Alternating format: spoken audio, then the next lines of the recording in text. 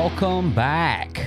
Episode 100 of The Grouch and the Brainstorm. Yeah. Who'd have thought? Who would have thought? Right? 100 episodes. And for today, just today only, maybe more, we'll see. But we have our friend Chris is videotaping us, and Matt is going to get a live feed going. I'm hoping. We hope. Yes. Yes. He's working on it. I'm working on it. He's working on it. So while you work on that, Matt, do we have any announcements? Maurice, who had a birthday? Maurice We had some did. birthdays. Maurice and Lupe. Yeah. Lupe was yesterday. Lupe. Saw him at the noon meeting. Well, we gotta do it.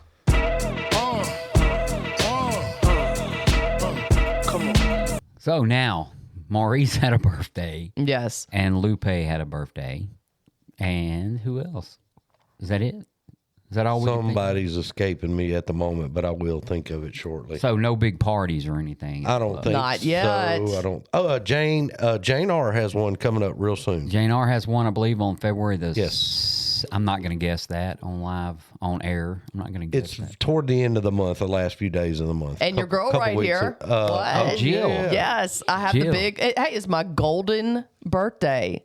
I don't want to. What does a golden birthday mean? It's I don't want to guess. February 15th. I'll have 15 years. Wow. Oh, wow. Wow. Yeah. That's crazy, huh? February the 15th, you'll have 15 years. And they call that a golden birthday. Yeah, because it's the same, Oh, okay. the dates. Man, I got to wait till 21st of whatever, 21 years before I get a golden birthday. That's, I think I have to wait till like 3006 I to don't- have one or something. I don't know, man. I don't know what I Golden have to do. birthday. So, Matt, what have you been up to? Man, just excited about this deal right here. It's been pretty cool. Been spent the last few weeks and talking with you guys and just kind of thinking back through the start of this this deal and just enjoying this, man. It's been a long not long, but it's been a journey, has. to get to this point. So It has been a long road.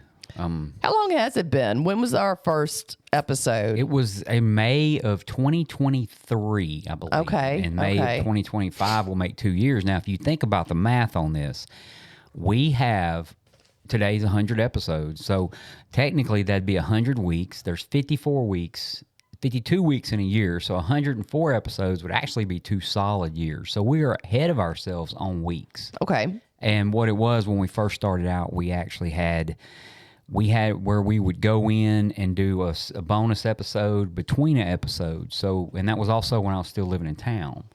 So we would record an episode like we're doing today, but then we would have a bonus episode that, so I think Jill has a sneeze attack about that. It was coming, but it went away. I never thought about that. What happens if you want to sneeze whenever you're recording one of these things? You just let it blow, just man. go, man. Just go with it. Hopefully it can be cut out. I which think I'm- everybody was always worried with a podcast. It was like they thought it was like TV Live. or something. Yeah, Where and it's they- like, man, just do whatever you got to do. Yeah, you yeah. know? Just on with the show, right? Yeah. I mean, anything can be edited out. You can, a lot of times whenever we edit these things, I take out the buts, the ums. I have to take out a lot of double words, like when I, go and, Oh, okay, yeah. some of that's taken out. And a lot of it is to where you try to get straight to the point, but we're thinking and our thought process doesn't work as fast, or our mouths don't work as fast as our thought process. So Yeah. you take some of that out and it's more streamlined, and of course, originally I was dead set against editing. I wanted it to be all as is, how we see it, and, no editing, but you also don't want to lose people in some of the rhetorical stuff. Absolutely. So Jill, Jill, Matt has said the past 3 times we recorded on Friday, you got your check and bailed on. Yes, yeah. And you wasn't there for those recordings. So It's not the case. she actually She's here to refute that she evidence. actually gets paid on Thursday. Yeah. No, I do get paid on Fridays, but I have been sick for the majority of 2025 and trying to get some answers. Y'all got to excuse my throat. I do sound like, I guess, Matt said Miley Cyrus, but I had an endoscopy and it has really agitated my throat beyond belief. Yeah. And so we're doing I'm just getting a bunch of tests run to rule out some other things and see where it takes me. Well, just for the record, it works really well for Miley, and she's done great with that voice. So should I throw out a tune?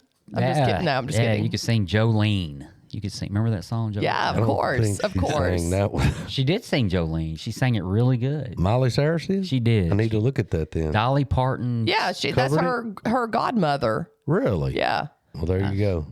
I wonder how many godchildren Dolly Parton has. Have you ever thought about that? Probably a lot. Yeah. I mean, it would be pretty cool. I'd probably, never met the lady, but I think I would trust her with that badge of honor. No one's ever asked me to be a godmother, and that's okay. However, she's taking applications if anybody wants to. No, thank you. Anybody wants to send. What does it consist of? I mean, you just got to show up for the quinceañera or whatever it is. And listen, I have a niece and nephew, and that's all I need. Yeah, I've got my hands full with. I've got enough titles and hats that I have to wear. I don't. Exactly. Yeah, you already have like 5 kids. Oh man, and just yeah. I mean, I've got Chunk and Bud and Billy and the girls. I do have some kids up for adoption. If anybody's listening, there some of them are almost grown. Yeah, I think there's an age limit. Free to good home. You got to shut it down on an age limit. And I think there's an age limit where you can just drop them off at the fire station as well. I don't think you can just do that up until they're 13. Wait, you can drop them off at the fire station? Well, you can try. Oh, you can try and see what happens. Worst case scenario, they become firefighters and right here in Bossier Parish and first responders. And sure, you better hope nothing ever happens in your neighborhood. Yeah, that's right. Oh, you got to fit in. See, Chris knows you got to fit in the basket. So, do they have a standard basket that just sits right out front? We don't know. So, anyway, how are you, Mike? Whatever your name is. It's crazy. A lot of people do get us mixed up. They get me and Matt mixed up, and so I'll deal with that. I'm okay. We have 2 more followers. I'm glad you're okay with that. I wouldn't be if I was you. Well, I wear it like a badge of something. Something. Not all Boy Scout badges are good. Right. The badge of something. We're up to 167 Spotify followers, and that is pretty cool. I have had the extreme. If anybody has me on their Instagram, I posted pictures of my grandson, and he's never been on any social media, and I never did out of respect for the privacy of my daughter. And of course him, I didn't know. And I asked her one day, I was up at the hospital, and I said, hey, can I post pictures of Everest? And so I did, and the response has just been amazing. But what's really been amazing is he has been in Dallas now for going on a month. We didn't know it was going to be this long, but today I believe is a month. And he's getting a little closer to getting where he can come back home. Hey. But we don't know when he's going to be able to come back home.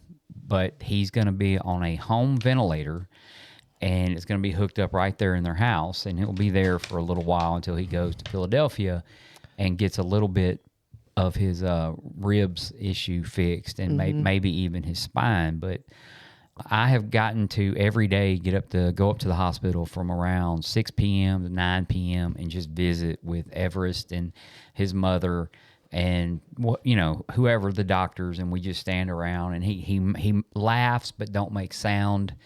He cuckles, like babies do. Yeah. No sounds, but he's still just and he doesn't know he's got anything wrong with him. Yeah, exactly. So we were talking about it. Me and my daughter was, and some of these things that he has going on with him are what makes him him. Right. Without all those things, he would not be who he is. So exactly. And I tell you, it's. I have a whole podcast on alcoholism and the problems that go along with alcoholism and things we see and the struggles we have. And then there's someone like him, you go, I don't really have any problems going on. Yep. What I got going on is selfish, self-seekingness, self-centeredness that has just went all through my life, and I'm lucky. I was several years sober. I think I was 13 years sober when he was born. And so, I had a little recovery under my belt, but it's been amazing. It really has been amazing. And his mother's courage and his mother's dedication to that child, driving back and forth over here from Dallas because she has another child here and her husband is here, and showing up at the hospital and going to the Ronald McDonald House and all of those things, just tremendous courage that, I thank God I never had to go through it with either one of them, but I wish she didn't have to either, but this is what we have. Right? Yeah. So we deal with it. And that's been most of my life. What's been going on lately? Nothing big in the sticks over there. Dallas has its set of things to do, and there's always something to do over in the area. So, Absolutely. But today we're going to talk about our first, how about this? We're going to talk about that first 100. Okay. And that first 100 is going to consist of our first 100 days of recovery, the first 100 people in Alcoholics Anonymous, and the first 100 episodes. And man, we can think back over some pretty cool stuff we've done. Number one, this whole thing was an idea I had a long time before we actually started it, and I kind of just hem-hawed around, right? I just didn't do anything special. And I got all the equipment, and I'd play with it in 2 or 3 hours a week and wouldn't do anything. And then I saw a lady come in the store in the club one day, and she was just baffled and confused. And I said, it's time to get up off your ass and do something. Put the podcast out there. Not necessarily for her, but her name was Kim, and she's been on the show. She was actually in very early on. Yeah, it was way her on. and Miss Rhonda, way on down the line, and so. But that's the reason that I actually went ahead and said, hey, let's just do this. And then somehow the chemistry kind of built over time, and people started listening to our show. And I think I titled it The Best Show Yet, because it was, at the time, the best show yet. Now it's kind of hard to, place which show, better than the next show. But we actually, me and Matt talk about it sometimes, and in that first 100, we interviewed Phil F., and his story was recorded on an iPad in the front room of the Koala Club. Yeah, I remember and that. Matt was and going to... it sounds like it. And it does. It's very crude audio, and that's before we had these mics and mic arms and this all the stuff. Contraption over here that does all the recording. And, I put it all on the internet, no matter how we look at it, but it was definitely, I think it was episode 3 that we did that, Matt. Mm-hmm. And our most listened to episode is episode 1. The very first episode we did, it by far is our most listened to episode. It has probably 250 listens, somewhere in there. I mean, I'm not 100% on that, but it has about 250 listens. So, but Matt, what do you remember about the first 100 days of your recovery?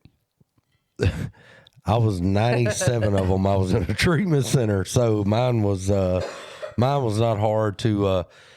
Pretty much between the detox period and a treatment center, that's pretty much what I did, and I'm real grateful for that with the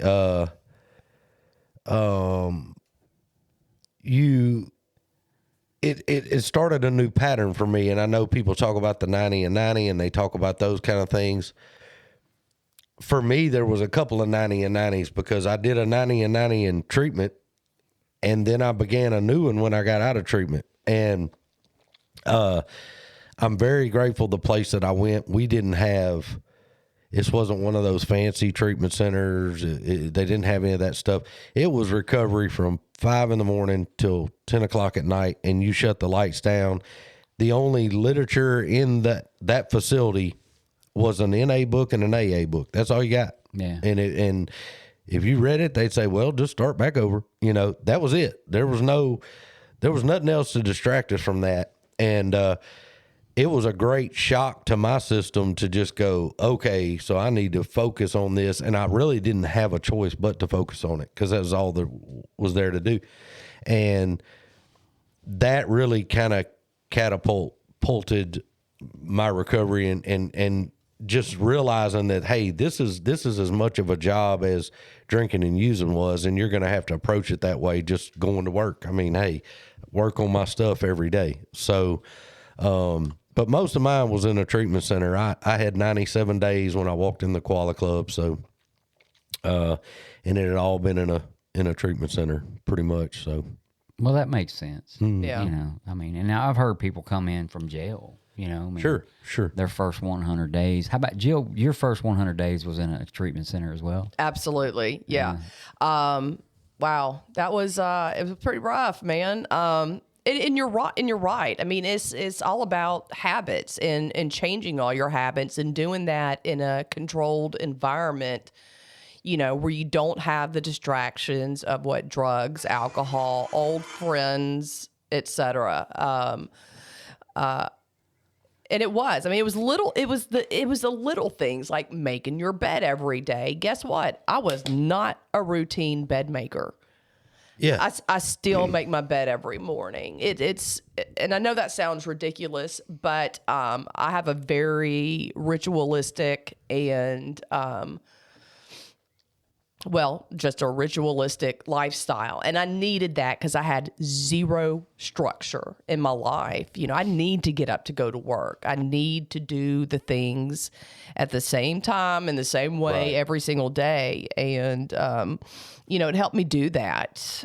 You know, the 100 days was hard. It was a lot of work. It was a lot of emotional, you know, setbacks and struggles as I go through, you know, the emotional and the work part as far as that's concerned. But not only that, the steps, because, you know, of course, it's a treatment center. They have a curriculum. We're going through that. But also at the same time, you know, finding a temporary sponsor and going through the steps and being wildly confused with all the things that were introduced to me, because of course I'm like, sure, you don't know me. You know, I'm doing this like terminal unique bullshit. And I just didn't understand. There's just so many dynamics in a treatment center. You got so many people there. There's so much drama, and I didn't want to have any part of it. I didn't want to be friends with anybody. Leave me alone. Let me do what I need to do. And, you know, I did it, and I did all the meetings, but then when I left, I moved into a halfway house and I had to do the same thing over again. But I think I had to do 180 meetings in 180 days. So wow.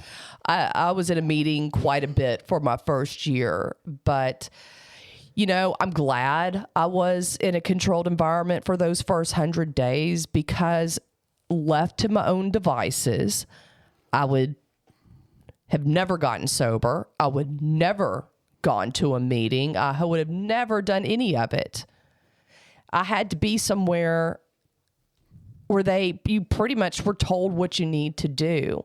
And that was good for me, because left up to my own devices, man, I just screw shit up like royally.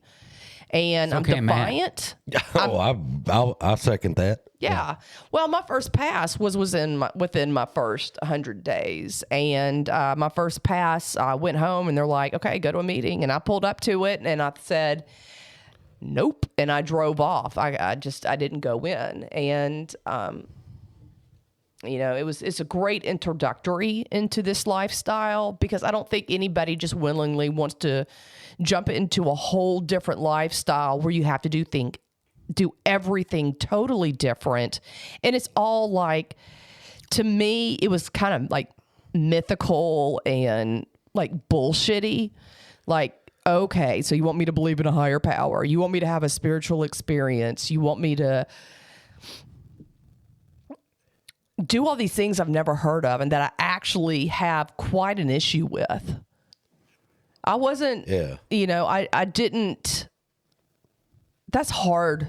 That was really hard to not only do, you know, the work and all that, but also like to surrender and to put my pride aside, even though I didn't know I was doing it. But that whole 100 days is a humbling experience in itself.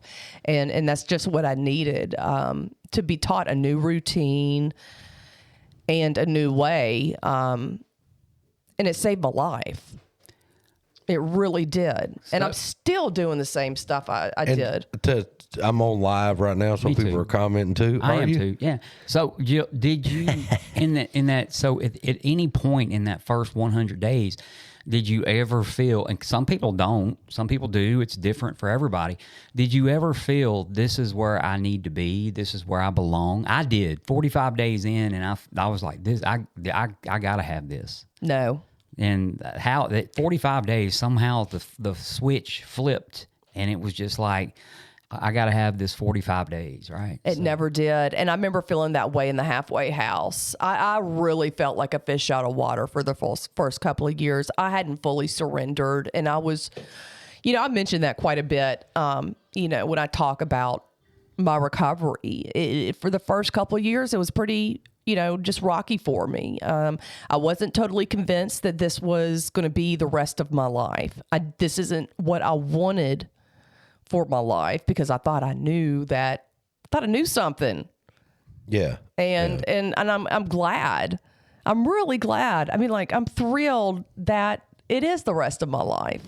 Amy C sent something on here, and she brought up desperation. That's such a good word, because you and I were kind of the higher power thing. We're kind of similar on that. We struggled with for different reasons, but it was weird to me to come in and go, wait a minute, you're telling me, but I didn't have a choice. It was either that or death. So in order to, I was so desperate at that point that I knew I wasn't going to survive any other way.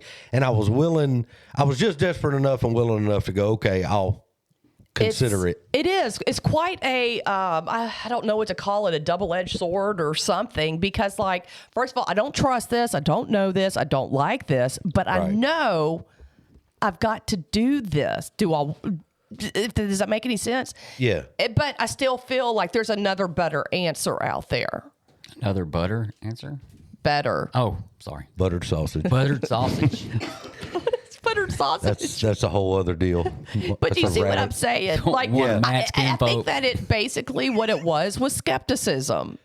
Yeah. And I was incredibly skeptical. Well, why not be? Why not be skeptical whenever this is the way you've lived your life, and all of a sudden total strangers come up and say, hey, if you do this, this is going to happen. Yeah, yeah. Wouldn't that be skeptical? Because if somebody, even now, like, I'm a 52-year-old man and I am sober, and if somebody pulls up in the driveway and they're like, hey, try this snake oil. You try this snake oil, and I'd be like, oh, I don't know. Yeah, man. no thanks. I'm not diving off in the old serpent oil. No, I'm not doing that. So yeah, well, I had so much pride, and I just thought I thought I was a lot smarter than we have to get out of our own way. And that was the thing. I totally needed that in the biggest way, because when I look back, it's purely delusional. I didn't know shit. Yeah, that was me too, and I kept going back to, do I look at the results that I left? Yeah, and so it had to be a radical change. And that first 100 days, it was definitely a radical change. So. It was. It really was. And and I went through the making the bed thing too. Oh yeah. I was like, what? Make my bed? Now it's like I panic. I'm like, I don't think I made the bed this morning. I just can't. Yeah. It's important that I make my bed. Yeah. You really do that, Matt? It's a big deal to me. I do. Yeah. Jill, is it important to make your bed? Absolutely. It's part of my routine. Well, and the guy was our peer support guy at treatment where I was at. He used to not yell at us in a mean way, but he was a loud talking guy anyway. I love the guy. But that's what he would say. He's like, you can't make your bed. How are you going to turn down dope? You can't even make your bed. You can't do a 5-second. That's a big jump there. Yeah, I don't know if those two are exactly interconnected. What it taught was discipline, though. And hey, I got to get up. I got to do this. I got to do that.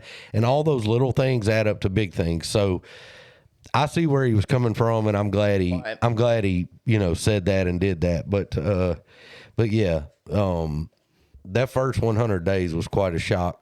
Yeah. Like I said before, the first 100 days for me might have been a little different than the first 100 days for everybody else, but I had to. get a sponsor for sure. And I had to figure out how to do 90 meetings in 90 days for sure, 100%, just no matter what. And I had to get some disciplines down, and scared to death the entire time. Yeah. But after 45 days, I can honestly say that after 45 days, I really and truly wanted to be in Alcoholics Anonymous. I no longer felt like that I was apart from. I felt like I was a part of. Yeah. And the greater distance coverage would come when I started doing the steps. You know, when I did a step 5, I actually felt like I became a member. It went from being them to us. And the way I mean is like whenever someone comes in and goes, hey, where do I get my slip sign, right? And you're like, oh, right over there. They like you to put them there. I went from, well, you know, we like you to put them right here. You know, it went from that inclusion. Yeah, the inclusion. And of the 5th step, the inclusion was really, really pretty cool. So, well, what's interesting in that fact is that I went off to treatment. And so I'm in a whole new town. I'm living there, and I felt like a passerby, to be honest. It was almost like a very weird vacation. So I knew this wouldn't be my home group. I didn't know where I was going to end up. And I did over time, you know, love these people and grow to enjoy AA in this time. Not the 100, days, of course, but later on. But I always just felt in a way like that was just temporary, if that makes any sense. And I think a lot of people may feel like that, like, oh, I'm not going to have to do this the rest of my life. I'm going to figure this out, and then I'll be good to go. It just so happened that, you know, I had the miracle, and I had it over and over again. Just reinforces me to, of course, stay in the program and get more of them. Yeah. So, Sure. Yeah. Well, I'll tell you what, and I have someone right now who is commenting on here.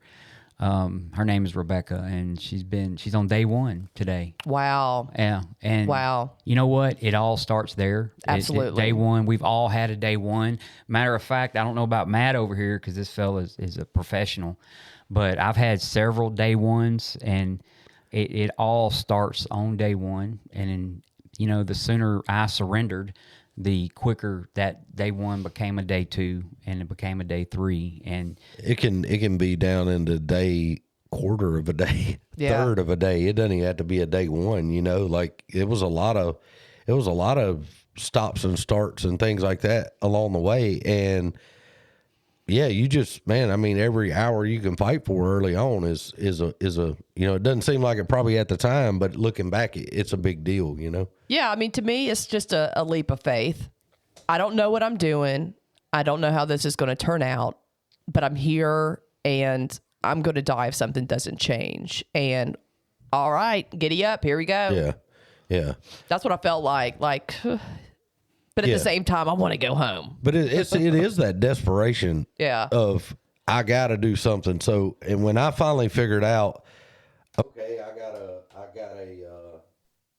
now, can we hear you, Matt? I don't know. Yeah, now we you can. I'm sorry. That's all right. But when I finally figured out that, you know, this little bit of sobriety I was getting was working in concurrent, like day after day after day, I was like, there's something to this. Right. You know? I'm getting better. I'm feeling a little better today, and feeling a little better the next day, and so forth. And yeah, and so I just had to stick with it. And yeah, I mean, I'm tickled with it. I'm so happy today to be sober and to be doing a podcast with you guys and do 100 daggum episodes. That's really cool.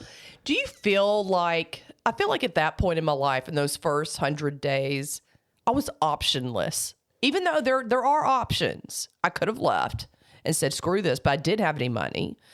I didn't have a job. I didn't have a car. I didn't have anything. And I think that the fact that options were off the table made me more willing to do what I needed to do. Matt, why don't you see if you can do something with those comments that are coming through? Okay. I don't know how to make that work. Okay. Does that make sense? Like the lack of options? Oh yeah, yeah. And I felt like actually I had to run out of options.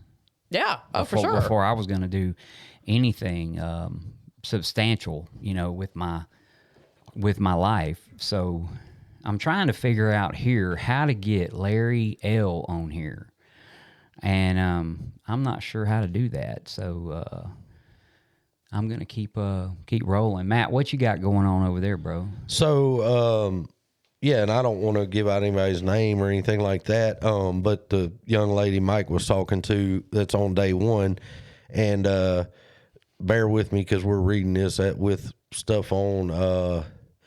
But yeah, she's been trying for years on and off, and I think the biggest thing, is get around other folks like us and stay in that group. I couldn't agree more. I'm not a technical guy. Chris is sitting over here. I don't know if y'all even seen him, but Chris is like by the book, man. It's black and white, A, B, C, D, 1, 2, 3, 4, 5. That's how he rolls. Mm-hmm. Everything's in order. Hang on. I'm not that guy. Hang on, Larry. I'm kind of a big picture. Where are we trying to go? And what helped me most with Alcoholics Anonymous, yes, the steps. Go, keep talking. The steps helped. Having a sponsor helped, but just being around that group of people that were all pulling for me, that just jumped in and I found my group, you know, and that's where I have people, family members have come in for birthdays and stuff, and they go, "Oh, now I see." But they say, "Now I see why you've been able to stay sober and do." It's all about the support. I mean, we need the encouragement. Like they say, stick with the winners. And what's really cool, through all of this is I'm still friends with women that I went to treatment with almost 15 years ago. Guys, real quick, I got Larry. Larry, can you hear me? Larry, can you hear me? Anything I'm saying, bud? I am going to figure out how to make Larry talk on this thing. If it... Larry, can you hear me? Larry? Well, Larry, I'm going to call you back in just a second, okay? Give me just a second. So, the young lady on your live is, she's debating on rehab. Nothing else has worked. A lot of times separating from that liquor does work. It's really important. I know a lot of people do it, otherwise, but yeah, I mean, there's nothing wrong with a detox and a rehab. Even sometimes a few weeks. Some people even just the detox helps. To go 10 days somewhere and dry out but absolutely that stopping and being pulled away from the substance can be a game changer. But just for me, and we have a hot mess going on in here right now. Yeah, we do. Have first time we've ever had. We've got all kind of cameras, and I'm looking at Jill. There's Chris over there, by the way, on live. Let's see. He's see our if bodyguard, actually... by the way. Oh, I think we got a hit. Uh-oh. Let's see. Ask him if his refrigerator's still running. That's so 1980s of you. Well, he probably got enough of that last call. I forgot we had the Bluetooth device hooked up. He may not recognize his phone either. So we'll give him another couple rings, and if it don't go through, we'll... Hello, you've reached the voicemail box of Larry Leone. We don't... He's probably thinking, I wish... Stop calling. I'm trying to get a call from Mike. Matt, you want to see? Can you Bluetooth to that, Matt? I think so. Do you have Larry's number? I do. I think I do. And yep. I'm gonna disconnect the Bluetooth, and you can go. I'll edit out most of the stuff here that makes it a hot mess, because I'm definitely gonna have to edit this episode for sure. So and also this young lady that's she's saying she can go a month without alcohol, but something triggers her and she goes pretty hard with vodka and stuff. That's what I say. So that sounds like a lot like my story. And I would go 30 days. I go 2 weeks. I go 3 months. I think 3 months is about as most I could ever get, right? But something would happen. And so what I had to do was I had to separate myself from the alcohol. There's no possible way he can get it. And I didn't have the resources like Waylon Jennings did back in the day just to drive off in the middle of the desert and stay gone. I had to check. And nowadays we also have we have, obviously they're going to tell you in a facility how long you should stay, but nowadays we also have pay options in different places of employment that cover that kind of thing, because it is an illness. It's recognized as an illness, even if it's not by some people. But separating myself from that and getting into some kind of routine, and I've had sponsees where we've did 90 and 90, it didn't work, or we've did all the steps real quick. We've done all these different things, bless you, and it didn't work. So, but whenever I tell them you got to go to rehab, you have to separate yourself from that. And then as soon as I got out of rehab, I had to change the people, places, and things. And unfortunately, I had to eliminate some people in my life that meant a lot to me. And nothing against them. It's just that I had to change things. I had to become different. And and that's emotional work I was talking about, because you get to learn what your triggers are, and really start to work with that kind of stuff and realize, like, what is setting me off? What's going on inside of me that makes me drink or use? And I think that's important to learn, in recovery. So, and the thing is, once you start to work on that, you find more strength, and you're like, oh, wow, I made it through that bump. And another one happens, and you're like, ooh, I don't know if I'm going to make it through this. And you make it through that. And then you're just like, next thing you know, you have 15 years, and you're like, wow, all that I thought I wouldn't make it through, I did that through, going to a meeting, talking about it, and working through whatever I need to work through, in the steps, getting whatever, help that I need, to sticking with the winners, all that kind of stuff that we talk about for newcomers. And that's, it's neat that you mentioned that, because sticking with the winners is one of those things. I honestly thought everybody that came to Alcoholics Anonymous was a dork. I honestly thought for sure. Yeah, I didn't think anyone were as cool as me, Right. This guy that can, piss himself for no obvious reason in front of everybody. That's pretty cool. But I didn't know that, right? I thought everybody was just a bunch of dorks, had no fun. Why would I want to hang around with them outside? But the truth is, what I was doing was not working. Yeah. So if what you're doing isn't working, no matter what it is, I've been working on that truck out, that Range Rover, for a week and a half, just trying to get a couple things to stop happening, right? And I finally came to the realization, what I'm doing ain't working. I'm going to have to take it to somebody and get help. And I don't want to compare anybody's life to a vehicle, but at some point we have to realize, hey, what I'm doing is not working. Absolutely. And I've tried everything. There's something you hadn't tried, because there's somebody out there that has a lot more recovery that has an idea that's going to help you. Absolutely. For sure. And that means getting a sponsor. Yeah. Getting someone and calling them and asking them a million questions. If 1,000,005, if that's what it takes, but sure. Whatever it is, it's going to take a whole lot of changing, and that's for dang sure. For sure. I remember the majority of my early recoveries calling my sponsor and saying, is this normal? Is this normal? Is this... Yeah. Because I just felt like everything was so abnormal and weird that nothing was right. Jill, me and you had very similar, like, early sobriety stuff, like the way we looked at things. Yeah. Like, it's you've always helped me by being able to listen to Jill, because I did not everything was similar, but a lot of the way we approach sobriety with a kind of this ain't gonna happen, Right. That was kind of my attitude. Yeah, already called, like, yeah, that's bullshit. Y'all don't know me, so. Well, this brings me to my second topic, and my second. I can't talk today, and Jill can't stop hacking. So I guess between the two of us, no, I get it.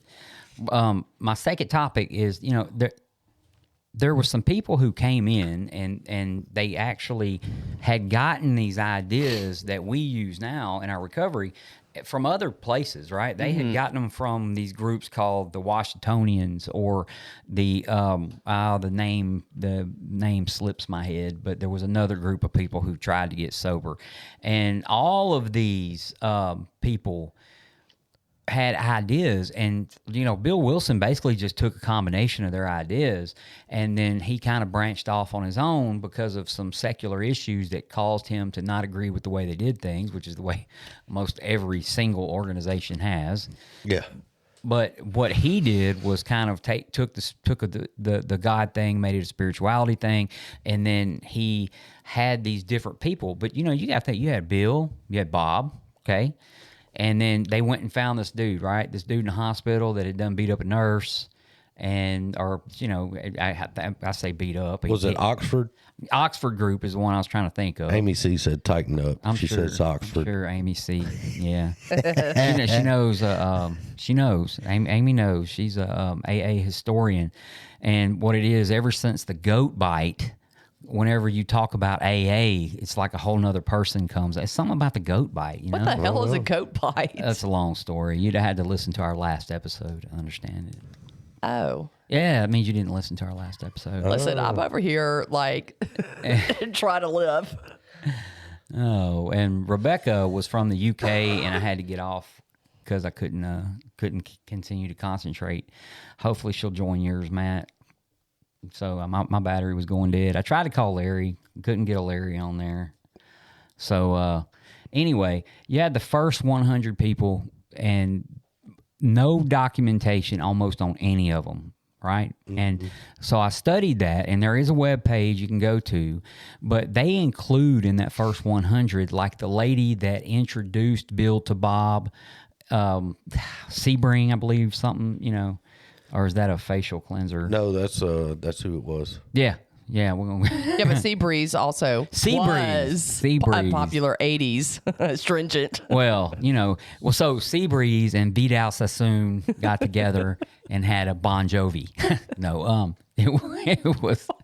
There's a lot of people in there, including Dr. Bob's son and Dr. Bob's daughter-in-law. And Dr. Bob's daughter-in-law actually was a member of our society. Dr. Bob's son was not.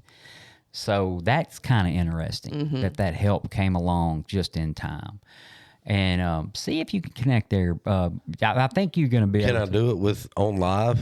No, don't do that. Hang on. Let me see if I can get him on this. We'll call him on my phone. So it was interesting, too, in those first 100 people, how, what is the word I'm looking for? It was very specific. And they were able to come up with, we don't care anything about you outside information. We don't care. If you have an alcohol issue, that's what we're here to do. And I mean, for the times that they were in, they were very, I think, progressive, I guess is the word, progressive. Yeah. Inclusive. And there are some stories of them batting around. Hey, should we allow this person in, that person in? And it always came back to that,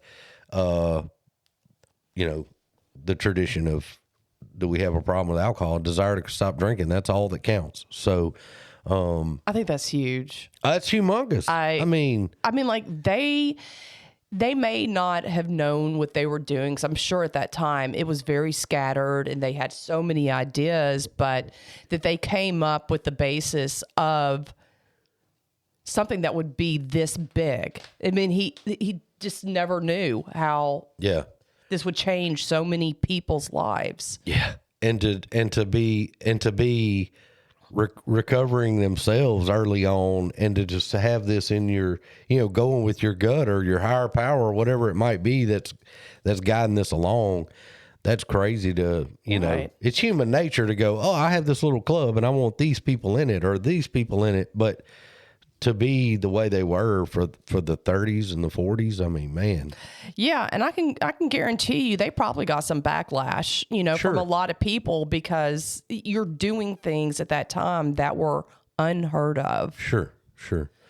And but at the same time, it saved millions of people's lives. So Yeah, he needs the Nobel Peace Prize, that's for sure. Well, he was actually recognized as one of the most influential people of the 20th century. Bill Wilson was, by Time Magazine. Really? Yeah, and I think he was down there on the list. Down there on the list of people. It's just that there was a lot of stuff that went on there, right? So we're gonna call Larry. Let's call Larry. How about that? I'm gonna see if it'll ring. Hopefully it'll ring, and maybe, just maybe, let's see. And I know our listeners on live are not going to be able to hear this, but let's see what happens. Oh, we got a ring. Hello. Hey, Larry. Hey. So Hey. we are in the process of doing our episode and our 100 episode, and we wanted to call you and tell you and Judy both how much we thank you guys for listening on a regular basis. Absolutely. And being guests and for the Rule 62 tips. Absolutely. Well, we're happy to be a part of it. All our guests like the chips, man. That's pretty cool to get one of those. I gave one to my sponsor the other day. He thought that was pretty cool. So, Judy, where did you find those? On Amazon. Yeah, she went to Amazon and found those. And yeah, they're great. Yeah, they are. And I think our guests are, they really like them and they appreciate them. And every time we have someone that visits the studio and talks on the show, they get a, it's actually the same, looks kind of like a Desire chip if you think about it. It really does. But that's okay. They have desire to come back and be on another show. So, sure. Yeah. Sure. What do you think about that, Judy? I think it's awesome. I think it's just a great way to say thank you. Well, It's a little piece of the family. Well, we do appreciate y'all listening, and we're not going to tie you up. We just wanted to call you, hear your voices, and let you know how grateful we are for both of you guys and being part of our show. Absolutely. Definitely made Thanks the first 100 episodes. Definitely had Larry and Judy written all over them somewhere in there. Agreed. Well, congratulations to the three of you. We really do appreciate you guys. Yeah. Well, We Oh, thanks, appreciate guys. y'all so much. well, thank you. family. And glad to hear Jill's feeling better. Yeah, she's getting there. I'm getting there. Sounds like she's going to get it all up while we're recording. She this only episode. showed up because we said it was payday, and she showed up. We Yeah. tricked her, so Sure. we got her in She here. thought you it was know. Friday. And we got to thank the pigs and the chickens. No, pigs and the my chickens. babies. Yeah. Yeah. Yeah. No, So- I really appreciate you guys. Okay. Well, appreciate you, Larry, and you guys have a good rest of your evening. You too. We love you guys. Love Love y'all. y'all. Bye-bye. Bye. Love y'all. Yeah, it's always good to hear from them. Yeah, yeah. Agreed. And Miss Judy's an animal, man. She'll just, you can tell, like, really listens. I'll get these messages on Instagram. Boom, boom, boom, boom. What about this? What about that? What about this? I'm like, okay, Yeah, all right. for I'm, sure. I'm with you. If So, something resonates with her, she'll send me a text. Yeah. That's so cool, man. That is so cool. So, well, some of these things would not have been able to be happening had not it been for a couple of people. Just can you imagine starting something like AA today? No. I mean, and so you got to remember the amount of history that has happened since AA started. So in our big book, which was published in 1939, they talk about landing a man on the moon, right? And they do, and we agnostics. And that wouldn't happen for 30 more years after the big book of Alcoholics Anonymous was published. A man never had been on the moon, supposedly. We're not 100% sure on that, but there was no traces when we got there. Mm-hmm. So these guys tried something revolutionary. They tried it, and I think some of it might have been out of promotion, trying to get something kind of like, but for the most part, Alcoholics Anonymous is an altruistic machine, and it's all about helping others and doing that. And that first 100, you had the guy that put the whiskey in the milk, right? Who would have ever thought, and then the guy who he put on his slippers after X amount of time with no drink and was dead within 4 years. All of these people contributed somehow or another. And I believe that story actually came from the Oxford group. Wow. Yeah. So some pretty tremendous stuff, right? For sure. So anyway, we got our first 100 people who contributed to AA, but one of the biggest contributions is where it said that, we of Alcoholics Anonymous are our first 100 sound. They talk about the state of mind and body, right, and how they were beat into a reasonable state of mind, and that is obviously one of the biggest quotes you hear in the rooms of Alcoholics Anonymous, and it was part of that first. And I don't know if it was actually 100. I think it was. You also got to remember it was spread between Akron, Ohio, and New York City, and that's not a small distance. That's Right. quite the. with no cell phones, no No cell phones. Yeah, I mean, and hell, the cars barely ran back then. I don't know what top speed was, but it wasn't what it is now. Yeah.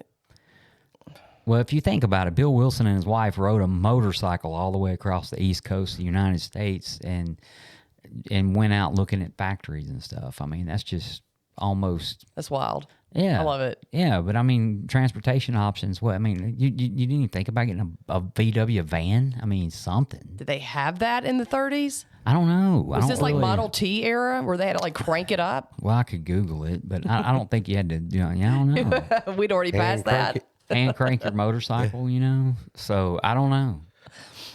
I mean, it just seems like a really long time ago. And it was. Yeah. It was a really long time ago. But I mean, I guess they wrote letters and they did that kind of stuff, communicating with each other. Or I guess the telephone too. But it wasn't like you could just instantly access whoever you wanted. No, it was they probably had a switchboard and they're over there plugging stuff into the wall. Sure. Yeah. And Margaret, get me the police department, and Margaret's sitting right next to you. And people listening in on it. Yeah. Oh, that was called a party line. My great grandmother at Arkansas actually had one of those. So that was pretty cool. So we've had our first 100 episodes. We got that out of the way, and if you think about the first 100 episodes, Matt, what was your favorite episode? My favorite episode, probably this one. Really? Yeah. I mean, just the chaos. You like the chaos that's going on today? I mean, this is going to be legendary right here. I got people talking to me on this phone right here, and I'm trying to read that, and they're making fun of me. My phone was going dead, and I cut the video, and I guess this young lady thought I cut her off, and I didn't do that. I would never do that. But I like to see the growth of it, and I like to I like to bump into people and they go, "Hey man, we heard this, we heard that," and I've never met them before. There's a lady that I have to tell y'all, and this is what makes my day, just makes me laugh. But there's a lady in South Louisiana that's friends with Lacey, and her name's Miss Melissa Bergeron, and she called Lacey the other night and she said, "Hey, did Matt get pulled over by the police?" And it was the episode with Bobby, and Bobby got pulled over. But it was so funny to me that she listens to the podcast, and I also I wanted she brought up something. She's not one of us, but she said y'all were talking about CR and CA and all these things. She said I don't know what those stand for, and we have people that listen that are not necessarily one of us, and so. She said maybe be a little more clear when we're talking about stuff like that of what it means, So, and I said yes, ma'am. That's what I said. So, but we're glad she listened. She's a loyal listener and doesn't miss an episode. So this is your favorite episode. What's your favorite song, Matt? My favorite song. Come on, what's your favorite song of all time? All time, probably Mirrors with Keith Whitley. Okay. Yeah. Old, slow country song. It's probably my favorite. Yep. Okay. So, Chris, what about you? What's the question? Chris likes Who Let the Dogs Out. What is your favorite episode we did? I don't think I really have a favorite. Because every one that I have listened to, which has been quite a bit, there's always one of those awe moments just about in every episode. I really like hearing early sobriety. I've got my sobriety date's May 15th of 2022, and just hearing people and their journeys and the fact that, I mean, Jill, you've got right at 15 years coming up, and you're still growing in the program. So everybody that I've heard come on here, from early sobriety to long-term sobriety, double-digit years, you just get something out of every one of them. So the fact that we're still teachable, gives me hope that there's a lot more in this than I ever imagined. Okay. I like that. What's your favorite song, Chris? I can't even answer that. Wow. Because I get a new favorite and then I pick a new favorite, a week later or 2 years later when another one comes out. And I've been on this 80s kick lately. Yeah. I mean, Yeah, tell me about it. Big 80s kick. So I was riding down the road the other day and I had just a mix of stuff playing, and I had Little Boosie and Keith Whitley on the same playlist, and I'm like, am I bipolar or something? I was listening like to Stranglehold this morning and I was just Oh yeah, rocking yeah. I don't know what that is. Ted Ted Nugent. Oh, man. Stranglehold. Yeah, you know Yeah, that. Stranglehold. Yeah, you know Okay, that. yeah. That's not what I heard. Stranglehold. Yeah, I thought you said Strange Hole. I did. Strange hole. That's what I heard. man. Strange Hold. Hold. Yeah, whole different song, man. You talking about 2 Live Crew down there? He boy. took care of that in divorce court. You know? Made that right in Shreveport. Yeah, I don't know. This has been so fun doing this, and when we started doing it over at Mike's apartment, and we started there, and we would do a couple in a row, when we were doing them, and Chris has been one of those guys like from the beginning, and that's what I'm real grateful for, and what's been cool to see is like when we want to get a lot of different angles and things of avenues of recovery and people coming from different places and give you guys fresh voices, but it's not always there to get, and you call Chris or Ben or one of these guys. Hayden did a bunch of them when we first started. Yeah. They go, hey man, can you come sit? These guys got better stuff to do. They got families and jobs and lives, and they go, no problem. And they come over, pop the headphones on, and it's just not overlooked, man. It's very, very much appreciated. Look at the growth and all that. Went from when we first started at Mike's apartment, to what kind of microphones I should use, to Yeah. software, to how are we going to set this up, to now look at us. Yeah. I mean, yeah. Instagram's involved, and Yeah. YouTube and Spotify and Apple. I mean, it's just it's crazy to see how much growth just in a short amount of time has happened. And reaching out to, we have a lady we're going to interview pretty soon on here from Switzerland, and like, what in the world, man? I'm from middle of nowhere, Louisiana, and we're going to talk to somebody in Switzerland about recovery. And guess what? It's all the same, man. They do it the same over there as we do in Louisiana. And there's just a lot of cool things coming up this year that we're going to be able to branch out into and, go from there. So. Definitely gonna get out there. Definitely. Jill, what's your favorite episode? Anyone that she gets her check and doesn't have to show up. Doesn't have to show up. That's Sorry, her favorite guys. one. I mean, I can't really pick a favorite one, to be honest with you. There's that mile. I've loved all of them.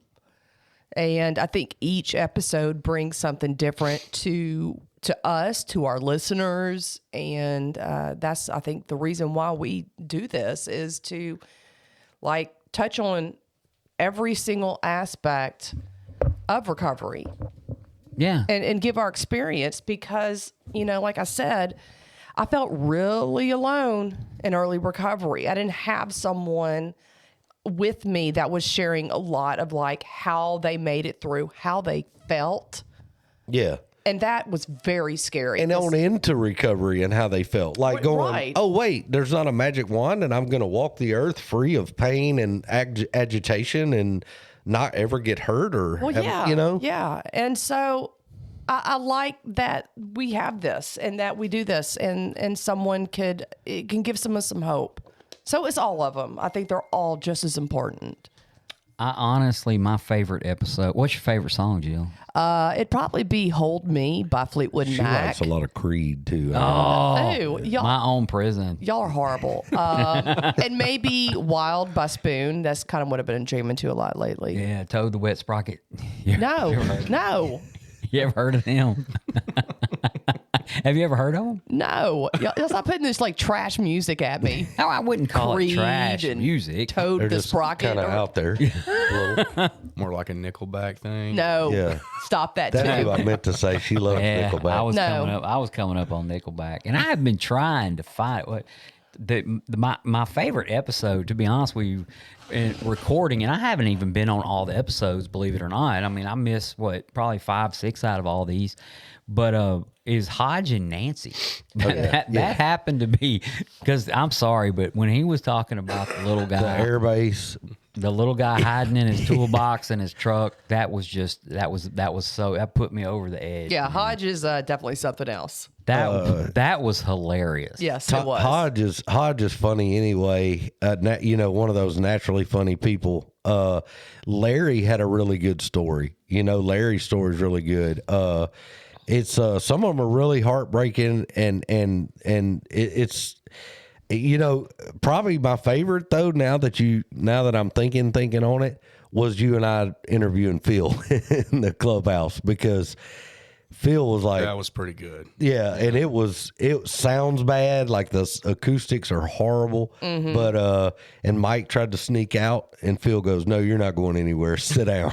It just tells him, but Phil, man, because of him doing that, a lot of other folks, when we asked, "Hey, I'll do it," Phil did it, and Phil did a great job, and he's got a great story, Yeah. But and his story spanned for so long that like decades. He's talking about stuff that went on in Vegas in 1970s.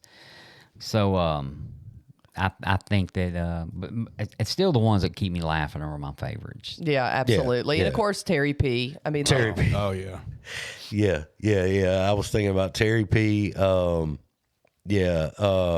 Hodge pulling up to the Air Force Base with a little man in his toolbox, bro. So I met Hodge for the first time, and we won't talk about it on this episode. But I did get the privilege of meeting him last week. Yeah, so, he's a good dude. Very interesting character. He's an original. Yeah, definitely. Yeah. Because somebody had told me a story about a man that had been banned from the base because he pulled up and said there was a midget in his toolbox. That's him. That's a little person. And then I got to meet him, and I was like, "Oh, he's the guy." Yeah. Right. And just to specify, he thought it was an alien. Okay, so Yeah. I mean, he was out there. Alien from space. That dude was hilarious. so Mike, what's your favorite song? Oh, hands down, To All the Girls I Loved Before by Willie Nelson. Okay. Julio Iglesias. Okay. Yeah, Really? that's a good one. Yeah, it's my theme song of my life.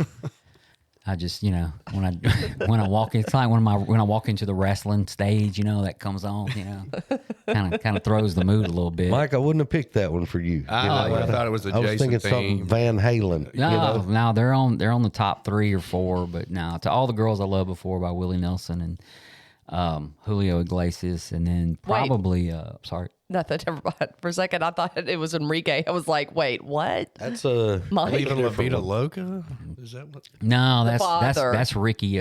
Ricky Martin. Martin. Yeah, I was gonna say Ricky Nelson. But I was going to say Ricky Bobby. So 3 different Rickies right there. Close enough. And if y'all haven't seen the show with John Cena, it's called Ricky Kanicki or something Yeah. like. You know what I'm talking about? Ricky Stenicki. Ricky Stenicki. Yeah. Oh, that movie kept me in. I don't even watch television. Okay, there are a few things I just despise. I just don't like television. I don't like watching television. I do not like phone calls. I do not like voice calls. I do not like FaceTime. I cannot stand it when people FaceTime me. And they never FaceTime you at a good time, right? Like never. So no matter what, you can't. So there's just, and TV, but for some reason I found a moment of my life to sit down and watch Ricky Stenicki or whatever it was. And I just could not, I might watch it again. It's pretty funny. It is the most hilarious movie, and you probably shouldn't watch it with a house full of children. Kids. Yeah. Most of the ones I watch, there are children around. That's why my children, the feral children that I have, act the way that they do. So, yeah. It's if you go to I think it's on Amazon Prime, and, It is. Yeah. And it definitely will educate your children at a young age about God bless. it is hilarious, man. Well, guys, how about to another 100? Yeah. Yeah. You guys in? Yeah. I'm in for another 100. And, guys, to Matt's point, we have this whole episode, we have been visiting with people on FaceTime Live. That Chris has had the camera on us. That we've just had a lot going on, right? So it was kind of hard to concentrate. I think for the next few episodes, we might do the FaceTime Live thing. We may try to videotape. I'm going to try to put this on YouTube. Okay. But our next podcast, really quick before I forget, we have dropped the website. I have eliminated the website. And for some reason, like the day after I eliminated the website, they charged me X amount of dollars for the name. So I still own the domain name, but the website is gone, and we're going to start doing more social media. And as soon as my daughter gets back in the game, she's going to be she'll take care of all those. So Nice. Listener said your favorite song is Ice Ice Baby. Quit trying to lie. Well, Say it's something else. so that's my favorite song to dance to. Oh, okay. Okay. God, if only I would do anything to see that. And I'm going to I don't know how I'm going to let everybody know what's coming up, but I do want to have an adult child of an alcoholic on the show soon. For sure. I would like to have that, and I had a couple of ideas, and I don't have that particular iPad out right now, and I'm not going to yank it out for this, but I'll do a prequel to this episode, which will probably release on Monday instead of Sunday, so that I can get some stuff edited. Give me a little bit of time working on it. So, but anyway, for Rebecca Jane, who has been talking to me this whole time, I wish you the best of luck, and look into those things that you talked about on our conversation, looking into, and I promise you that the turn is right around the corner. Jill, you got anything for the audience? I don't. I do. I mean, I do, but I don't. Thank you guys. Thank you for listening, and thank you for supporting what we do. If we can help anybody on the road to recovery and save a life, then we're doing what we set out to do. And it helps our road to recovery. That's what I like is people come up and go, hey, man, I heard you on a podcast. And then I talk to them and I go, man, I felt better too, So that's awesome. Yeah, we love you guys, man. It's pretty awesome that we have some very loyal folks. Yeah. Love all our listeners. Chris, what do you have for us for the last episode of the first decade of whatever this is? Man, just stick around. What was that young lady's name? Rebecca J. I did want to comment on there as far as wanting to trying to decide whether you need to go to treatment or detox or whatever the case may be. It might kind of hit on it. For me, it was I had to get away from the drink. I just had to. Had to have a separation. I had to have a separation, and after I got out and I took the suggestion of going to an AA meeting. Once I started looking at the similarities versus trying to point out the differences between me and another alcoholic, it just gets better. It just does. And, Jill had talked about it, but one day leads to 3 days, and 3 days leads to next thing you know, you got 15 years. And it just keeps getting better. That one of the biggest things they tell you in these rooms, or the rooms of Alcoholics Anonymous, is, don't leave before the miracle happens. And, that one day at a time, or if you got to break it down into, a third of the day or whatever you got to do, 1 hour at a time, but just keep coming back. It really does work if you work it. Yep. Thanks, Chris. Well, and guys, I appreciate everyone that reaches out. I appreciate everyone that comes on the show. This show is not intended for any other purpose other than for us to give our experience with what we've gone through in recovery. I promise you, no money is made. None of that. That's not the point of this. I do know some people make their living off podcasts, and hey, that's their profession. I do have a full-time job. Matt has a full-time job. Do a lot of community service. Jill has a full-time job, and Chris may even have two. I mean, Chris got about 8. So this isn't, we're not other than helping people stay sober by staying sober, and you help us stay sober by listening to us, and we just become a community that kind of backs each other. And that is the purpose of this podcast. That is going to be the purpose. And the minute that changes, we will probably lose the whole reason why we have listeners in the first place. So Absolutely. we're going to keep this going. We wish Jill the best on her health journey. Thank That's you. right. And Matt, wish you the best on your health journey. You know, I heard about that operation you were talking about earlier. You're thinking about having that some football player had. I hope that works out. It was a success. Yeah. Hey, man. Any tries? That's crazy. Let's just hope it crazy. don't work out too big. We listen to other podcasts, and I heard that one earlier this week. If y'all know, you know. Yeah, and I was amazed that this young man just came out with that on a podcast. So, but anyway, I'm not going to discuss it open. But yeah, pretty amazing. So, we love you guys. Thank y'all for listening. Thank you. And we've been here at Rule 62 Studios in Bossier City, Louisiana. And as always, we're the Grouch and the Brainstorm.